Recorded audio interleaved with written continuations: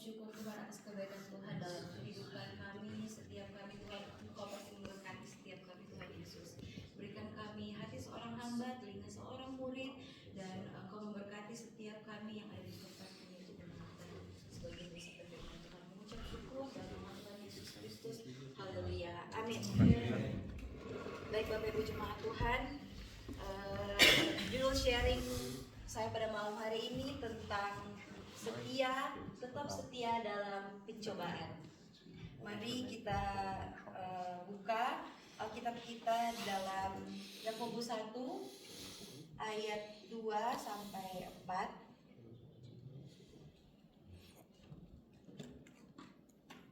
Saya minta tolong satu orang baca, boleh? Yakobus 1 ayat 2 sampai 4.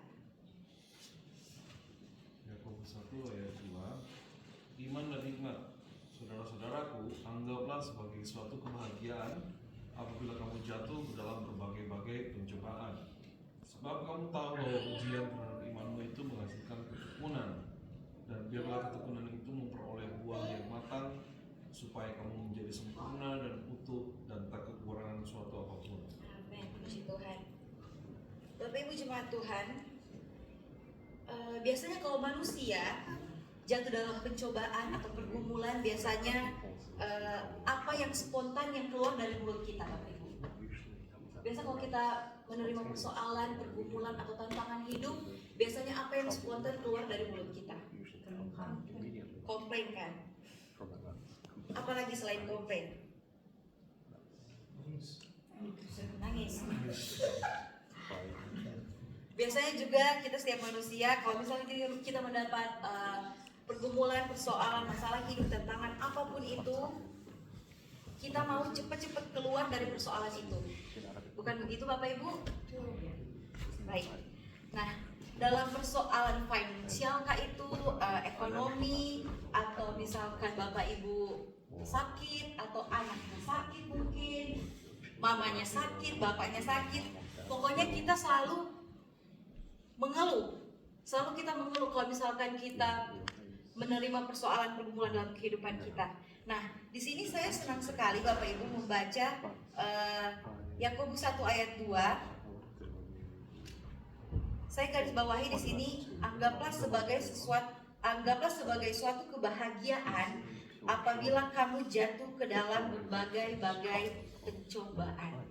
Bapak Ibu jemaat Tuhan, kalau misalkan kita mau lihat dalam ayat ini, kita mau baca sekali lagi, kita mau renungkan, anggaplah sebagai sesuatu kebahagiaan apabila kamu jatuh ke dalam berbagai-bagai pencobaan.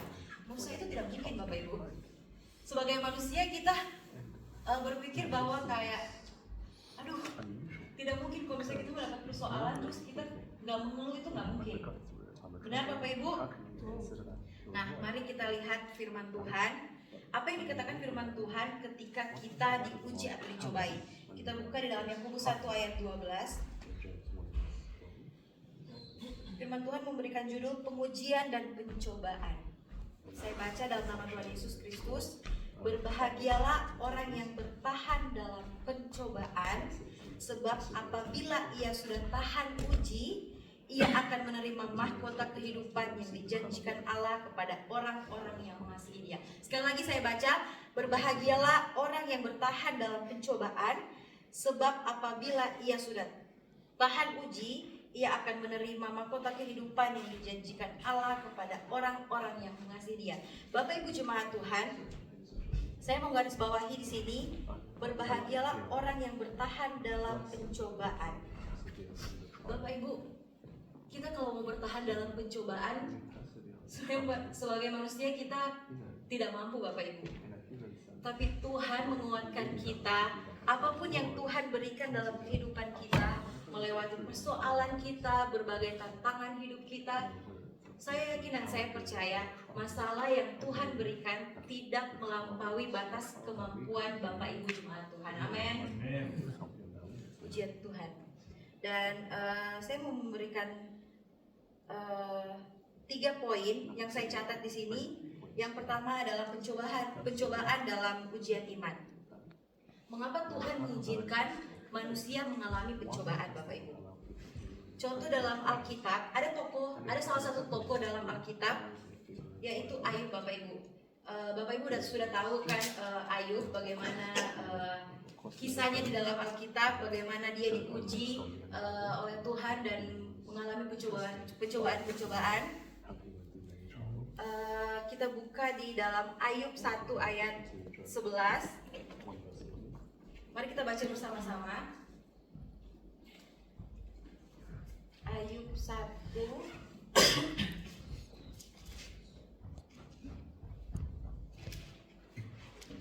Ayub 1 ayat 11.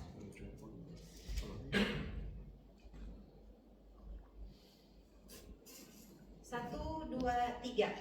Tetapi layankan Tuhanmu dan pencobaan segala hidupnya, ia pasti menutupi haram di hadapanmu. Bapak Ibu jemaat Tuhan, Ayub 1 ayat 11 ini kita melihat bahwa iblis memberikan cobaan kepada Ayub lewat ujian dan kehilangan dan penderitaan yang Tuhan berikan kepada Ayub. Tetapi apa yang Tuhan berikan kepada Ayub? Mari kita buka di Ayub 42 ayat 10. Saya minta Ko Jos, minta tolong bacakan. Ayub 4 ayat 2 ya. Ayub 42 ayat 10.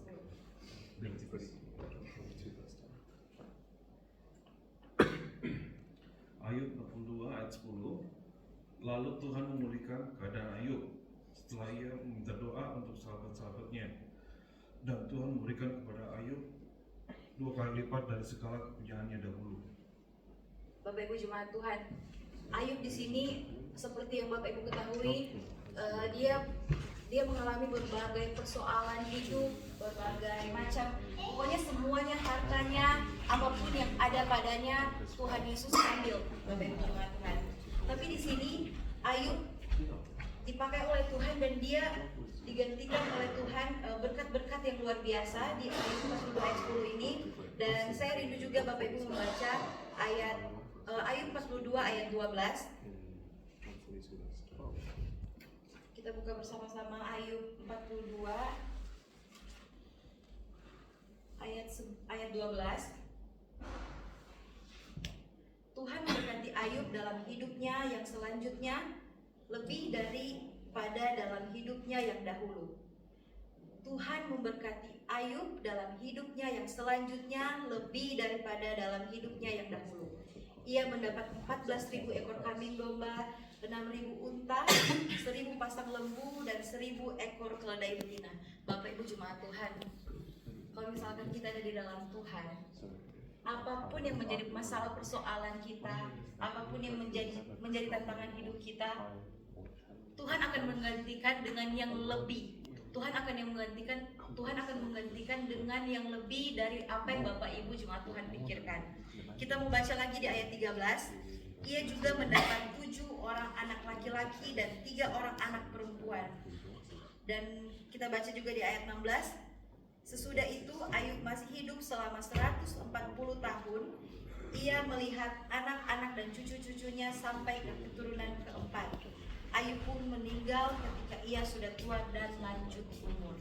Bapak Ibu jemaat Tuhan, di sini saya tertarik Bapak Ibu karena Tuhan memberikan Ayub berkat-berkat yang tidak dipikirkan sebelumnya oleh Ayub. Ayub waktu mendapatkan penderitaan, dia sempat mengeluh Bapak Ibu jemaat Tuhan, tapi dia tidak pantang menyerah Bapak Ibu. Dan Tuhan menggantikan berkat-berkat yang tidak pernah Ayub duga sebelumnya. Di ayat 10 tadi kita sudah baca, ayat 12, ayat 13, ayat 16 dan sampai 17. Bapak Ibu jemaat Tuhan, Ayub sangat diberkati oleh Tuhan. Dan pencobaan-pencobaan yang Ayub alami itu tidak melebihi dari kapasitas seorang Ayub Bapak Ibu jemaat Tuhan. Begitu juga dengan kita Bapak Ibu. Apapun persoalan yang kita hadapi dalam mungkin pekerjaan Bapak Ibu, mungkin Bapak Ibu dari pagi sampai malam kerjanya udah capek banget, dan bukan cuma kerja, mungkin ada masalah keluarga, mungkin ada masalah di kantor, udah capek, dan Bapak Ibu setelah Bapak Ibu dari kantor masih sempat ke home. Itu luar biasa sih, sama kayak Kojos nih, luar biasa. Bapak Ibu jemaat Tuhan, Tuhan itu sungguh baik dalam kehidupan kita. Saya akan memberikan kesaksian sedikit. Dulu ketika saya di Manado, banyak sekali teman-teman yang ingin berteman dengan saya, Bapak Ibu. Di kampus saya ada banyak teman-teman saya yang dari berbagai daerah, Bapak Ibu. Karena di Manado itu ada salah satu kampus namanya Universitas Samratulangi. Nah, di kampus itu ada berbagai teman-teman saya dari Papua, dari Makassar, pokoknya dari berbagai macam daerah lah. Nah, Bapak Ibu jemaat Tuhan, dan pergaulan mereka itu bisa dibilang pergaulan yang negatif, Bapak Ibu. Nah, saya mau cerita sedikit tentang kuasa Tuhan, tentang perlindungan Tuhan yang berlaku dalam kehidupan saya. Waktu itu Bapak Ibu, saya setiap hari di rumah, setiap habis kampus, malamnya teman-teman saya yang pergaulannya negatif itu, Bapak Ibu, mereka selalu mengajak saya pergi. Mau itu minum-minum, mau itu mabuk-mabuk. Karena di Manado itu, Bapak Ibu jemaat Tuhan, kalau Bapak Ibu tahu, anak-anak muda di sana memang ada banyak yang pergaulannya bebas, Bapak Ibu. Nah, setiap kali mereka mengajak saya pergi, ada saja halangan yang terjadi, Bapak Ibu. Misalkan hari ini mereka panggil, Karen, ayo pergi sini yuk, ke klub ini yuk, gitu. Terus aku bilang, oh ayo. Nah, udah mau pergi nih, misalkan aku udah mau siap-siap. Tapi pas aku pergi, ada aja halangan yang terjadi. Misalkan mobil saya nggak bisa jalan. Waktu itu juga pernah mereka ajak hujan deras. Pokoknya ada aja halangan yang Tuhan kasih gitu. Menurut saya itu dari Tuhan. Karena begini Bapak Ibu, saya setiap hari berdoa. Setiap malam sebelum saya tidur, saya berdoa. Saya berdoanya gini, ya Tuhan, jauhkan saya dengan orang-orang yang tidak dari Tuhan dan dekatkan saya dengan orang-orang yang dari Tuhan. Itu selalu doa saya setiap malam sebelum saya tidur. Dan Bapak Ibu jemaat Tuhan, kalau mau menyaksikan kemurahan Tuhan itu, sebenarnya itu saya bisa aja pergi, Bapak Ibu. Kalau saya mau maksa itu saya bisa sebenarnya. Kan saya bisa, oh jemput dong gini-gini. Tapi dalam hati saya kayak, aduh, enggak nih, berarti ini doa nih, doa saya nih, gitu Bapak Ibu. Pokoknya setiap kali saya mau keluar ada aja halangan. Atau enggak, teman-teman saya yang dari gereja datang ke rumah, terus kita masak, kita nyanyi-nyanyi. Pokoknya kita aktivitasnya di rumah aja gitu Bapak Ibu. Dan saya berpikir, wah, ternyata Tuhan tuh setiap malam mendengar doa saya Bapak Ibu. Tuhan tuh memproteksi saya dengan kekuatan dari Tuhan yang saya tidak bayangkan sebelumnya, Bapak Ibu jemaat Tuhan. Dan kita kembali lagi ke dalam firman Tuhan. Cobaan dan ujian itu Tuhan mengizinkan pencobaan untuk menguji dan memurnikan iman kita, menghasilkan pertumbuhan rohani, mengejar kerendahan hati dan peluang kita untuk menunjukkan kasih kita kepada Tuhan. Dan poin yang kedua di sini Bapak Ibu saya tulis, pencobaan membentuk ketekunan dan karakter. Saya mengambil tokoh Yesus yang dicobai di padang gurun. Mari kita buka Matius 4 ayat 1 sampai 11. Mari kita baca bersama-sama. Matius 4 ayat 1 sampai 11.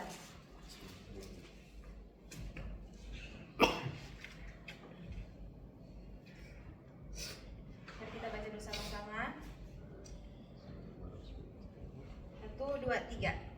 Lalu Yesus dibawa oleh Roh ke padang gurun untuk dicobai iblis. Setelah berpuasa 40 hari dan 40 malam, akhirnya lapar Yesus. Datanglah si pencoba dan Tuhan berkata padanya, "Jika engkau anak Allah, katakanlah supaya batu ini menjadi roti."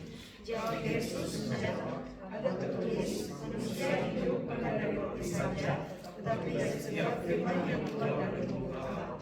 Kemudian iblis membawanya ke kota suci dan mendapatkan dia dengan Allah.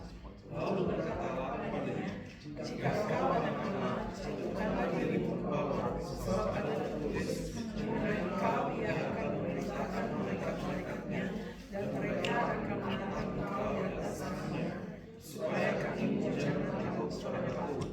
Yesus berkata kepadanya, "Adalah tertulis, janganlah engkau mencobai Tuhan Allahmu." Dan iblis membawanya pulang ke atas gunung yang sangat tinggi, dan memperlihatkan kepadanya semua kerajaan dunia dengan kemuliaannya, dan berkata kepadanya, "Semua itu akan diberikan kepadamu jika engkau sujud menyembah Aku." Maka berkatalah Yesus kepadanya, "Menyembah iblis, sebab tertulis, engkau harus menyembah Tuhan Allahmu, dan hanya kepada Dia segala engkau berbakti." Lalu iblis meninggalkan dia, dan lihatlah malaikat-malaikat melayani Yesus. Amin, Bapak Ibu. Bapak Ibu jemaat Tuhan, di sini Yesus dicobai oleh iblis setelah berpuasa 40 hari. Iblis mencoba menggodanya dengan roti. Roti itu maksudnya untuk memenuhi kebutuhan fisik. Dan yang kedua keajaiban itu untuk membuktikan kuasa Tuhan. Dan terakhir itu kekuasaan duniawi dengan menyembah iblis. Bapak Ibu jemaat Tuhan, Yesus melawan pencobaan dengan firman Tuhan. Dan Bapak Ibu juga sudah baca tadi di setiap ayat yang sudah dibacakan ada tertulis di setiap kali dicobai Tuhan berkata ada tertulis, itu maksudnya firman Tuhan Bapak Ibu jemaat Tuhan. Dan pelajaran yang bisa kita ambil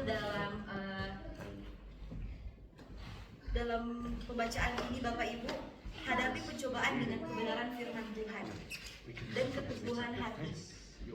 Keteguhan hati artinya tetap percaya walaupun kita belum melihat jawaban dari Tuhan Bapak Ibu jemaat Tuhan. Dalam hidup ini Bapak Ibu, kalau kita utamakan Tuhan, kalau kita utamakan Kristus dalam hidup kita, apapun masalah dan persoalan yang kita hadapi, Tuhan pasti campur tangan dan Tuhan pasti melihat dari perspektif kehidupan kita sehari-hari Bapak Ibu. Dan di sini saya mau menyaksikan juga Bapak Ibu kesaksian sebelum saya ke Aussie. Saya stuck dengan pekerjaan saya Bapak Ibu jemaat Tuhan. Di Jakarta itu saya ada pekerjaan, tapi saya lagi stuck dengan finansialnya Bapak Ibu jemaat Tuhan. Dan dari situ tiba-tiba setiap hari pokoknya sekitar 1 minggu saya nggak ada kerjaan Bapak Ibu, dan saya stres sekali waktu itu. Dan tiba-tiba ibu gembala dari Bapak Ibu jemaat Tuhan telepon saya tiba-tiba, "Karen mau ke Aussie nggak ikut camp?" Saya dalam hati saya, wah pasti kalau mau ikut camp nggak mungkin saya ke Aussie 4 hari aja kan, nggak mungkin seminggu aja, pasti 1 bulan sampai lebih lah. Dan Bapak Ibu jemaat Tuhan, setelah saya ditelepon itu, saya jawab, saya bilang, "Oh oke." Padahal dalam hati saya nggak mau Bapak Ibu, karena saya lagi stuck sama pekerjaan saya, dan saya berpikir bahwa saya nggak mungkin ke Aussie dan meninggalkan pekerjaan saya. Tapi saya langsung ngomong sama ibu gembala, "Oh iya mau." Saya langsung ngomong gitu. Dan singkat ceritanya, saya langsung tiba-tiba saya sudah sampai di Aussie. Dan saya mengikuti camp, saya mendapat berkat-berkat yang luar biasa dari camp, dan kenal teman-teman dari camp juga yang luar biasa. Dan saya mendapatkan circle yang positif pertama kali. Jujur, pertama kali saya mendapatkan circle yang positif itu di sini, teman-teman, Bapak Ibu jemaat Tuhan. Dan saya berpikir, oh Tuhan, bagaimana ini? Jadi selama di camp, saya pikirannya terbagi, Bapak Ibu. Saya senang, saya diberkati, tapi kerjaan saya biarin gitu. Jadi saya selama camp saya berpikir, Tuhan, bagaimana pekerjaan saya? Pokoknya selama camp tuh saya doa. Saya bilang, Tuhan, kalau memang Tuhan izinkan saya mendapat pekerjaan, sebelum saya pulang saya sudah dapat pekerjaan. Amin. Gitu, pokoknya saya doanya gitu. Tiba-tiba kalau nggak salah hari ketiga ya Bapak Ibu, hari ketiga camp, tiba-tiba saya ditelepon nomor tidak dikenal. Saya angkat. Tiba-tiba teleponnya gini, halo, dengan Ibu Karen Sanger. Oh iya, saya sendiri. Ini siapa? Saya bilang, ini siapa? Kata, oh ini dari PT ini. Mau interview ya Bu, ini. Saya kaget tuh. Wah, ini dari interview dari mana? Kok tiba-tiba? Dan pekerjaannya juga di bidang hubungan masyarakat. Itu tidak nyambung dengan kuliah saya sejujurnya Bapak Ibu. Dan saya pikir, wah, kok Tuhan cepet banget ya jawab doa saya ya. Saya sampai amazed gitu, kayak, kok Tuhan cepet banget jawab doa saya. Saya kan baru doa kemarin, kok udah dijawab gitu. Jadi Bapak Ibu, Tuhan tuh tidak mungkin membiarkan kita berjalan sendiri Bapak Ibu. Tuhan tidak mungkin membiarkan kita berjalan sendiri. Apapun konsekuensi yang kita hadapi, apapun masalah, mungkin Bapak Ibu akhir-akhir ini stuck dalam pekerjaan seperti saya, mungkin kayak sepertinya Bapak Ibu stres dalam pekerjaan. Percayalah Bapak Ibu, one day kita akan melihat mujizat-mujizat yang dahsyat dari Tuhan dan surprise yang dahsyat dari Tuhan Bapak Ibu jemaat Tuhan. Dan yang ketiga, kita back to firman Tuhan. Yang ketiga, saya catat di sini cara menghadapi pencobaan menurut Alkitab. Yang pertama, berdoa Bapak Ibu. Saya mencatat di sini, yang pertama itu berdoa. Dalam Markus 14 ayat 34, berjaga-jagalah dan berdoalah supaya kamu jangan jatuh ke dalam pencobaan. Bapak Ibu, setiap hari itu kita harus berdoa Bapak Ibu. Mau Bapak Ibu capek, mau Bapak Ibu stres, pokoknya apapun itu kita harus berdoa Bapak Ibu. Karena doa itu jalan satu-satunya kita ngobrol sama Tuhan. Gak ada cara lain Bapak Ibu. Hanya doa aja yang bisa connect, kita bisa connect ke Tuhan itu hanya lewat doa Bapak Ibu. Dan yang kedua di sini, isi hidup kita dengan firman Tuhan. Saya senang sekali Bapak Ibu, komunitas gereja ini ada doa-doa seperti ini Bapak Ibu. Dan yang ketiga, lari dari godaan dosa. Ini yang paling susah Bapak Ibu sebenarnya. Kayaknya kita manusia setiap hari melakukan dosa kan Bapak Ibu. Di sini dalam 2 Timotius 2 ayat 22, jauhilah nafsu orang muda. Di sini saya mencatat, kalau kita semakin dekat dengan Tuhan, kalau hidup kita, iman kita, setiap hari kita dekat dengan Tuhan, kita bergantung terus pada Tuhan. Bapak Ibu, percayalah, dosa sekecil apapun, pokoknya dosa sekecil apapun, Bapak Ibu udah gak berani lakuin kalau Bapak Ibu dekat sama Tuhan. Tapi dekatnya yang benar ya Bapak Ibu. Jangan ngomong aja, oh aku anak Tuhan, oh gue nih setiap hari Minggu ke gereja. Gak gitu Bapak Ibu. Kita tuh melihat kita, cara orang melihat kita sebagai anak Tuhan bukan kita hari Minggu aja ke gereja Bapak Ibu. Mereka melihat karakter yang ada di dalam diri Bapak Ibu jemaat Tuhan. Bapak Ibu, ciri-ciri karakter anak Tuhan itu sangat berbeda berbeda dengan orang-orang biasa Bapak Ibu. Sangat nampak, sangat terlihat jelas bahwa anak-anak Tuhan itu karakternya berbeda Bapak Ibu. Dan yang keempat di sini saya mencatat berserah dan percaya kepada Tuhan. Dalam 1 Petrus 5 ayat 7, serahkanlah segala kekhawatiranmu kepadanya, sebab Ia yang memelihara kamu. Berserah dan percaya ini Bapak Ibu sebenarnya juga agak susah Bapak Ibu. Kita mau berserah, tapi pemikiran kita di masalah kita Bapak Ibu. Jadi sebagai manusia biasa mungkin kita nggak sanggup Bapak Ibu. Tapi di sini firman Tuhan jelas mengatakan orang-orang yang bergantung harap penuh hanya kepada Tuhan, Tuhan gak mungkin biarin Bapak Ibu. Tuhan akan melindungi kita, akan memproteksi kita dimanapun kita pergi dan berada. Apapun masalah, persoalan yang saudara Bapak Ibu hadapi, Tuhan pasti campur tangan Bapak Ibu jemaat Tuhan. Dan di sini saya juga mencatat pencobaan adalah bagian tak terpisahkan dalam kehidupan orang percaya. Tidak ada kata yang kebal terhadap masalah, tekanan, atau godaan. Namun firman Tuhan tidak menyuruh kita menghindarinya, tetapi menghadapinya dengan iman. Kita harus menghadapinya dengan iman Bapak Ibu jemaat Tuhan.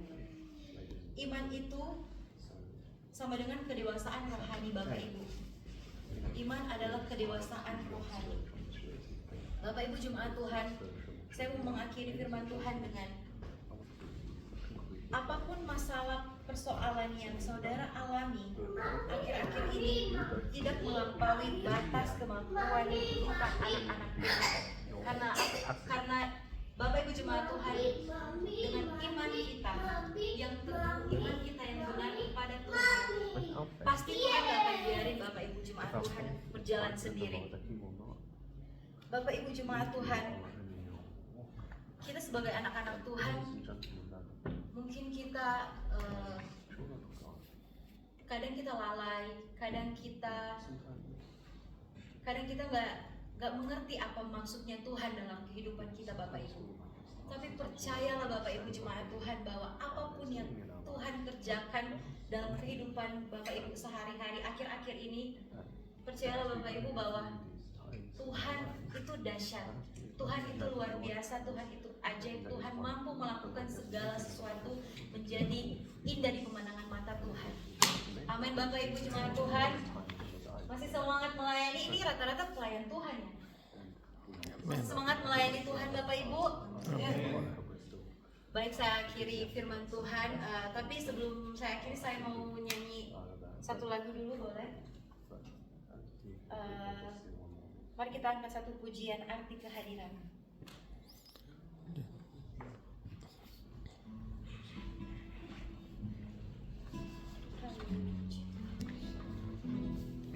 Mari Bapak Ibu jemaat Tuhan, sebelum kita duduk saja kita mau mengangkat tangan kita mau tutup mata kita mau fokuskan hanya kepada Tuhan hari ini.